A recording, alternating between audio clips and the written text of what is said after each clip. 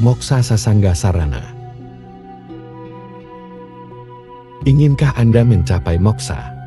Selalu berada dalam kebahagiaan abadi, menyatu dengan Sang Brahman, yang merupakan awal dari keberadaan ini. Sasangka Sarana adalah salah satu lontar yang berisi pengetahuan tentang moksa serta kata kunci untuk memasuki alam surga.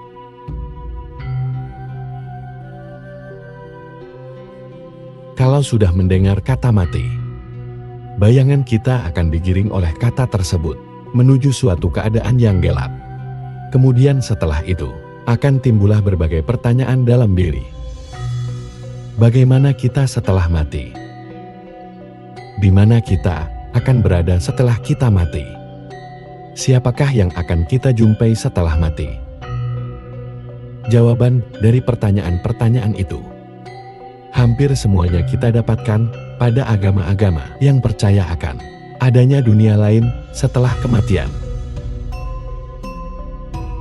Hindu percaya akan adanya surga dan neraka. Surga adalah tempat bagi roh yang selalu berbuat kebajikan di dunia. Neraka adalah tempat bagi roh yang berkelakuan anggara. Hindu juga percaya akan adanya penyatuan antara Atman atau Roha dengan Brahman, dikenal dengan istilah moksa. Dalam Bhagavad Gita disebutkan, pemuja dewa-dewa akan kembali pada dewa-dewa, pemuja leluhur akan kembali ke leluhur, pemuja raksasa akan kembali ke raksasa. Namun orang yang mengatasi semuanya itu, mengatasi sistem sebab akibat, mengetahui rahasia rohani dan yoga, akan kembali bersatu dengan Brahman, dan akan terbebaskan dari lingkaran karma pala. Jadi Hindu percaya akan adanya surga, neraka, dan percaya juga akan adanya penyatuan diri dengan Brahman atau moksa. Islam percaya akan adanya alam akhirat, di mana manusia-manusia di dunia kelak akan mempertanggungjawabkan segala perbuatannya kepada Tuhan Yang Maha Esa. Kristen percaya akan adanya surga dan neraka, di mana manusia akan mendapatkan tempat yang setimpal dengan perbuatan-perbuatannya di dunia. Buddha percaya akan adanya neraka dan tingkatan-tingkatan alam nirwana, atau menyatu dengan Sang Buddha sesuai dengan karmanya. Sebagian besar agama mempercayai akan adanya dunia lain setelah kematian. Kalau kita percaya pada salah satu agama saja di antara agama-agama yang tercantum di atas, tidak semestinya kita takut menghadapi kematian. Justru yang kita harus takuti adalah tempat di mana kita akan berada setelah mati. Apakah di surga atau di neraka?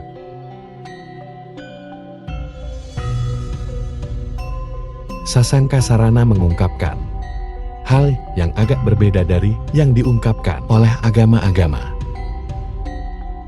Di sana sama sekali tidak disinggung masalah perbuatan yang merupakan hukum, sebab akibat yang akan mengantarkan manusia menuju surga atau neraka. Namun yang lebih ditekankan adalah bagaimana roha bisa tahu akan nama-nama penjaga pintu alam kematian, serta nama ayah dan ibu rohani saat roha ditanyakan di pintu masuk surga. Pengetahuan ini layaknya seperti kata kunci untuk dipakai memasuki alam surga. Kalau ditinjau dari segi arti, kata Sasangka Sarana terdiri dari dua buah kata, sasangka dan sarana. Saya sangka kata dasarnya sangka, yang artinya prasangka atau perkiraan, dan sarana artinya alat. Jadi setelah digabung, kemudian mempunyai arti sebagai alat yang dipakai untuk menyiasati prasangka. Setelah dihubungkan dengan isi dari sasangka sarana itu sendiri, kita akan merasakan bahwa Arti sebenarnya dari Sasangka Sarana adalah pengetahuan yang menjawab semua prasangka atau perkiraan. Sasangka Sarana dikatakan merupakan sebuah ilmu kamoksan, hasil dari yoga, Begawan Kasyapa. Seorang begawan yang telah mengetahui semua alam di jagat raya ini, baik alam nyata dan alam maya. Beliau memiliki 4 orang istri di antaranya Sang Kado, Sang Mesata, Sang Sonata, dan Sang Wisuta. Sang Kado memiliki anak Nagasil, Sang Mesata memiliki anak Singa, Sang Sonata memiliki anak Citrapala, dan Sang Wisuta memiliki anak Garuda. Namun dalam Aliparwa disebutkan bahwa Begawan Kasyapa, cucu dari Dewa Brahma, memiliki 14 orang istri. Ke-14-nya adalah anak dari Begawan Daksa, yang kemudian melahirkan makhluk-makhluk penghuni jagat raya ini. Cerita tentang perseteruan antara 2 saudara tiri, yakni kelompok naga dan Sang Garuda, bisa kita dapatkan pada Adiparwa, yang merupakan kitab pertama dari Astadasaparwa, yang membangun keseluruhan cerita Mahabharata. Dalam Sasangka Sarana disebutkan, saat dijemput oleh kematian, saat akan meninggalkan badan, Roha akan bertemu dengan jalan yang memiliki 9 cabang persimpangan. Di sana akan ada suatu kekuatan yang menghalangi Roha menuju alam maya, dan kekuatan itu diistilahkan dengan kalah angadang-adangin sarira.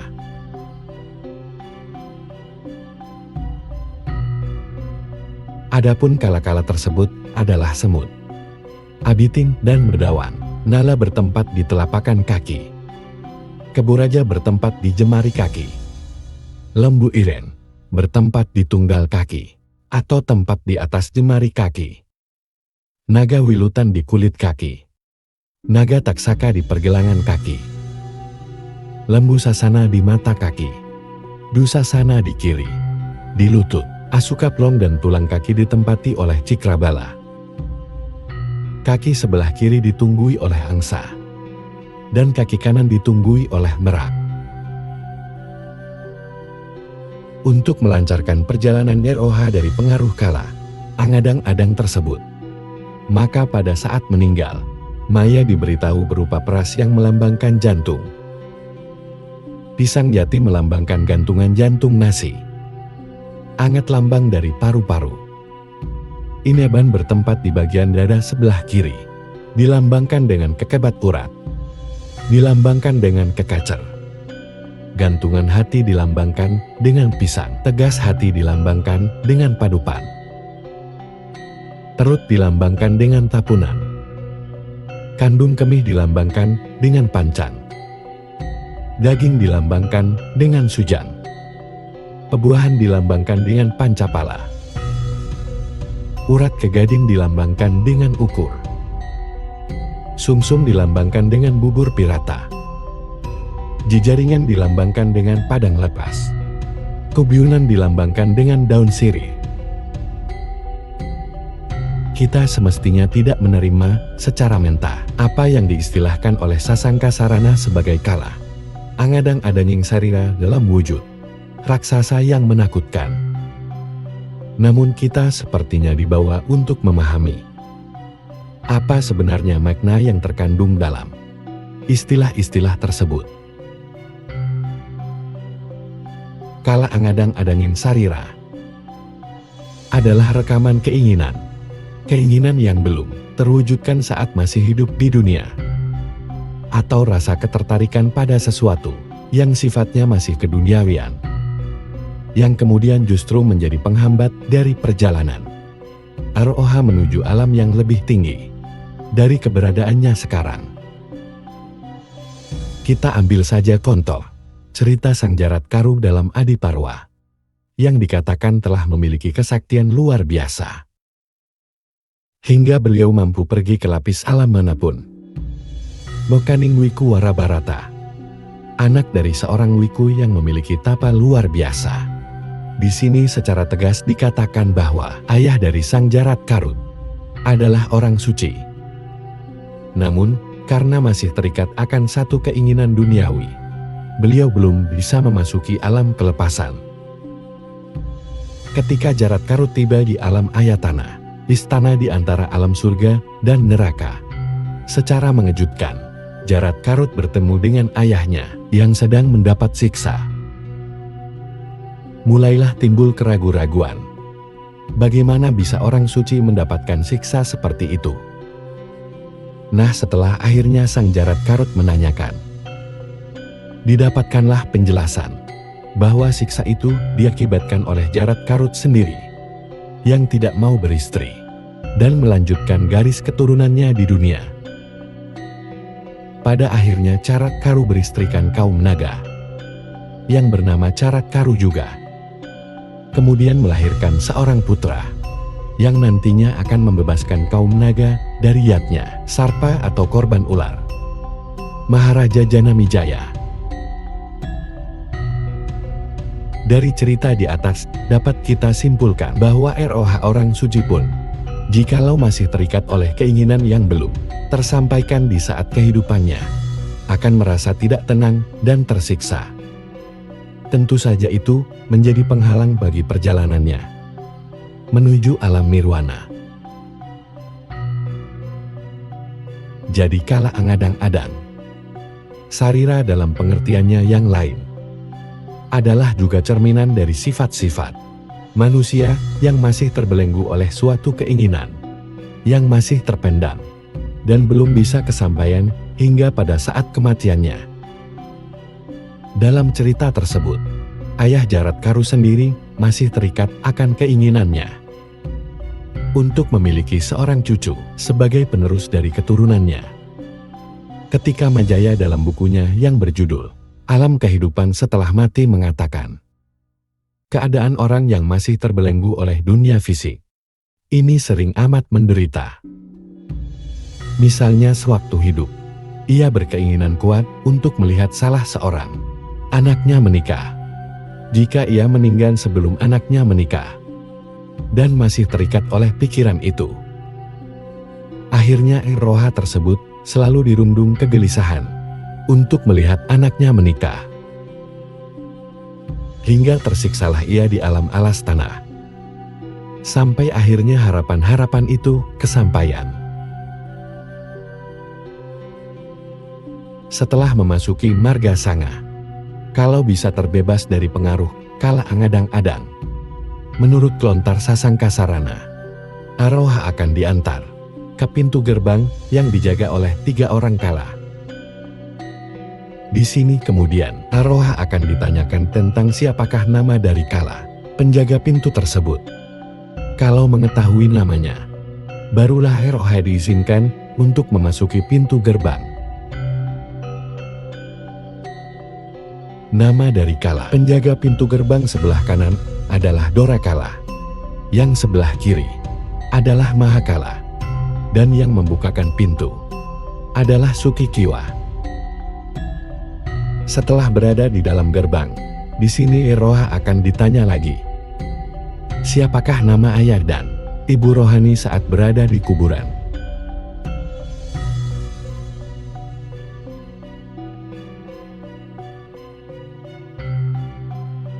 Artinya, siapakah nama ayah dan ibumu saat berada di kuburan? Dan siapa namamu? Roha harus bisa menjawab untuk bisa memasuki tempat selanjutnya. Ibu bernama Sang Alot tanpa wadah, dan ayah bernama Sang TNJ Keping Erat.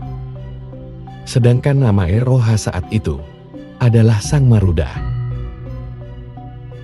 Setelah melalui pertanyaan tadi dan bisa menjawab, barulah roha diantar menuju pintu gerbang yang lebih di tengah lagi, atau Madhya Mandala. Pintu gerbang tersebut dijaga oleh Sang Gulingama di kanan dan Sang Uling Amabet di sebelah kiri. Setelah melewatinya, roha sekarang berada pada ruang para leluhur, atau Batara Batari Kawitan. Di sana Eroha akan ditanyakan kembali, siapakah nama ayah dan ibu. Di tempat itu, ayah bernama San Kumanghangan. Rupanya seperti bunga kala. Makanannya sari-sari kumi. Sedangkan ibu bernama Kumbang Ahing. Wujud bagaikan bunga koranta. Makanannya kukusing bumi. Sedangkan nama Eroha saat itu adalah Sanglor. Makanannya ruputing bumi.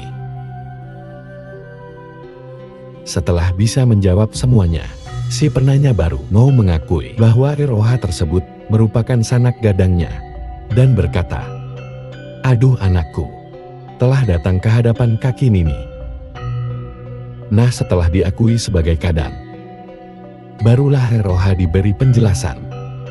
Buyut laki-laki bernama Hyang, buyut yang wanita bernama Hyang Mami.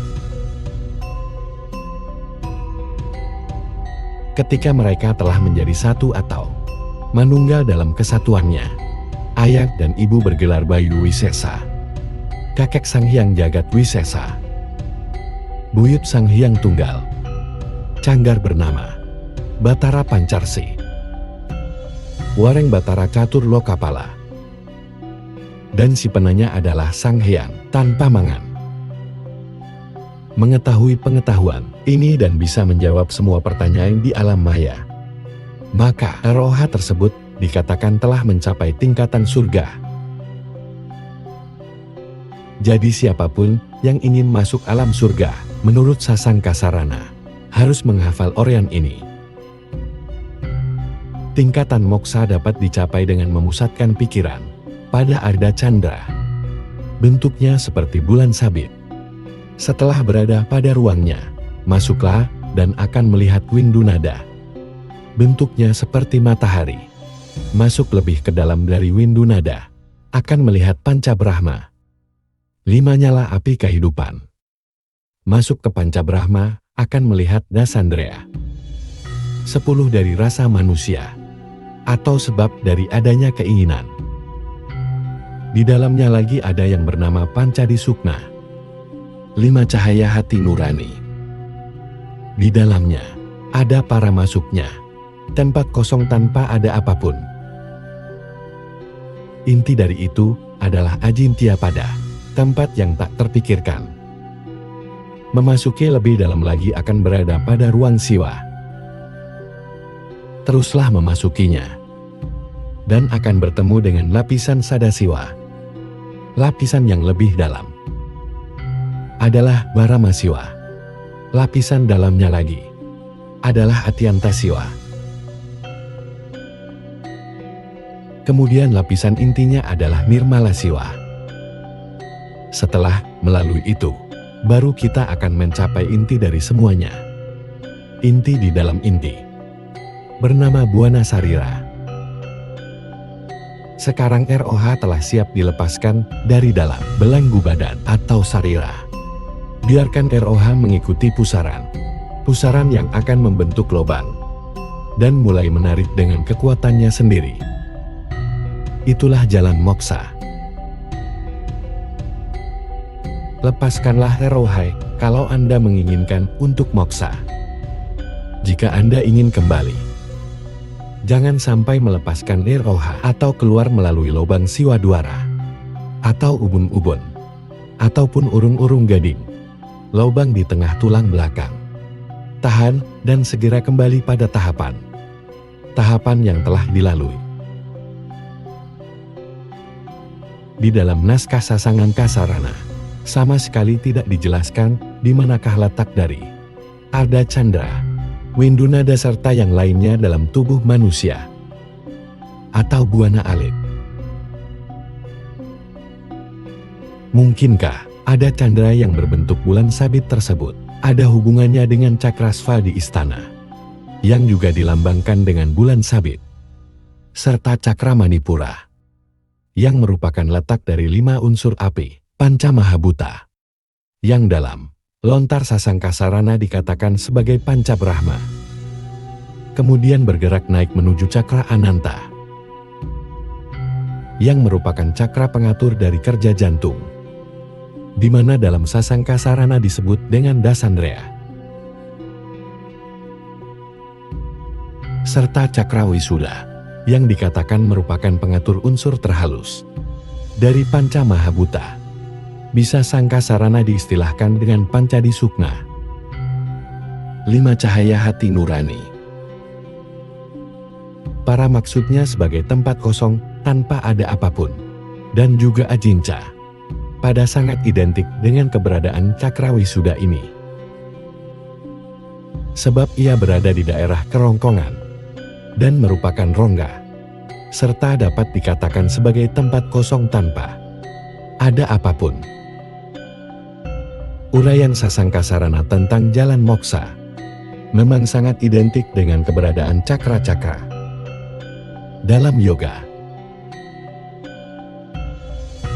Di atas dari cakra wisuda atau cakratnya, yang dikatakan merupakan tempat dari para mahasiswa. Namun dalam saya Sangkasarana, sebelum mencapai tempat dari para mahasiswa tersebut, ada tempat siwa dan sadak siwa yang harus dilalui. Setelah menembus inti dari para mahasiswa, ada lagi yang disebut dengan Adiyanta Siwa dan Nirmala Siwa. Setelah itu barulah mencapai Buana Sarira. Sedangkan kalau dalam tingkatan cakra, setelah melalui cakraannya, sampailah pada cakra Sanghasarara, cakra terakhir yang tempatnya paling di atas. Demikianlah penjabaran dari tahapan-tahapan menuju moksa menurut Sasangkasarana. Namun sayangnya, di dalam naskah sama sekali tidak dijelaskan secara sistematis tentang letak dari tahapan-tahapan perjalanan moksa tersebut.